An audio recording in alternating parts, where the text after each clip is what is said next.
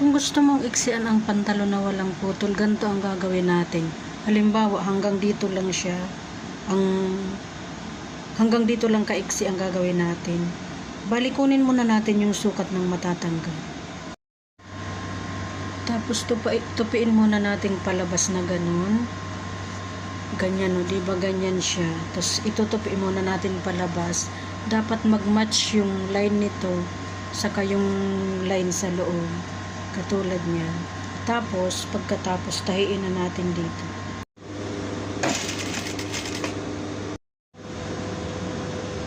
Bale, ito na yun, oh. Ganyan lang siya. Tapos sa labas, parang ganun pa rin naman. Tapos, paplansyahin lang para gumanda yung ano niya. Parang ganun pa din naman sa dati. O, diba? Kasi kung gusto mo siyang habaan ulit, pwede mo siyang habaan ulit. So, ito na siya, diba? Hindi siya halatang ano, nasa loob yung tela niya. Diba? Para pag dumating yung oras na gusto mo siyang habaan, mahahabaan mo pa siya.